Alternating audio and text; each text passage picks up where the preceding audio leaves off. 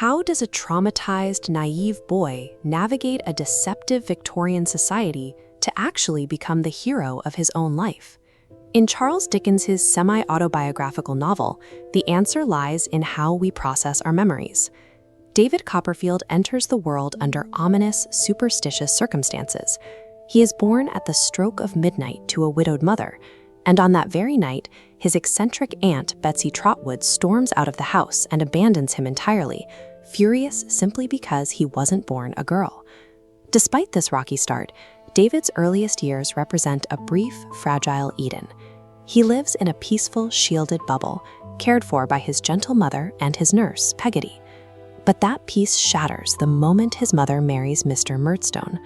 Murdstone is a massive, overbearing man with thick black whiskers, and his beast-like appearance mirrors the tyrannical, oppressive control he immediately exerts over the household. This sudden shift from absolute safety to daily terror deeply traumatizes the young boy. David develops what Dickens calls an undisciplined heart, an intense, emotional desperation to turn back the clock and recreate the paradise he lost. When David's mother dies, the Murdstones cut him off completely. They pull him out of school and send away to slave in a grim, rat-infested blacking factory in London. The warehouse extracts a massive psychological toll. Stripped of his education and any semblance of a childhood, David becomes a lost self, swallowed by the relentless, grinding urban machine of Victorian poverty. This specific trauma mirrors Charles Dickens' own life.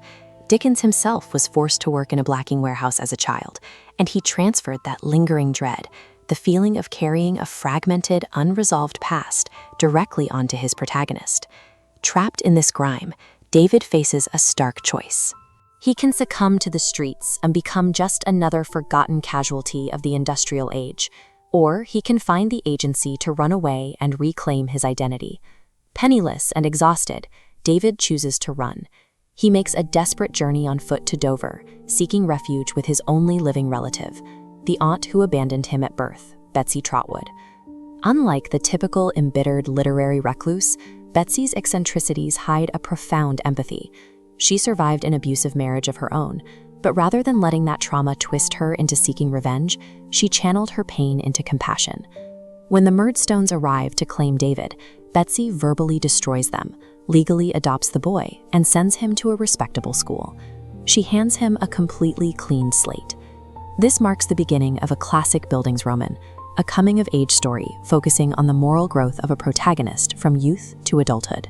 For David, it means he must now navigate a complex society through a painful series of trial and error.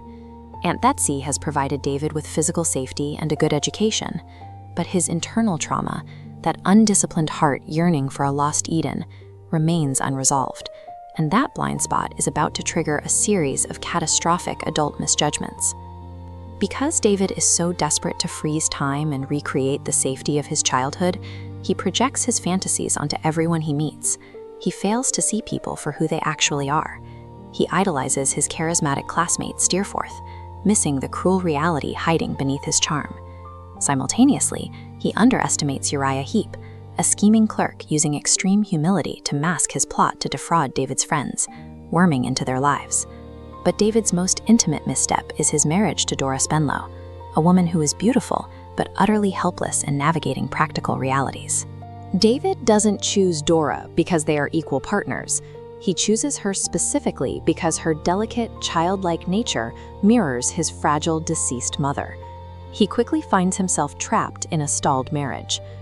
David realizes he hasn't actually built a functional adult life.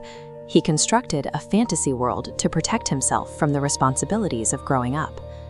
David's reliance on a romanticized past has left him surrounded by fraud, betrayal, and domestic dissatisfaction.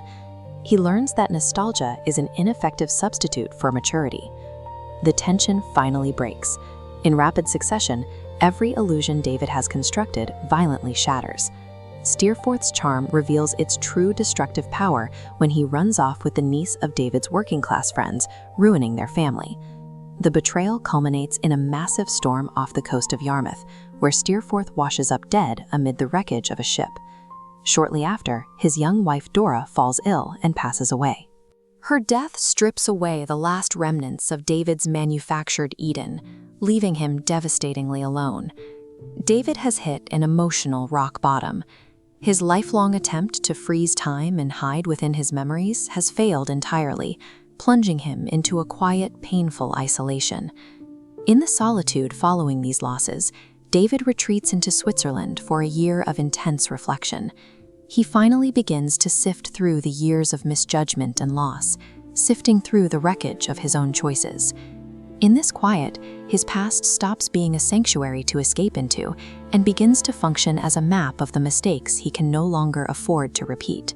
With this perspective, he looks back and recognizes Agnes Wickfield.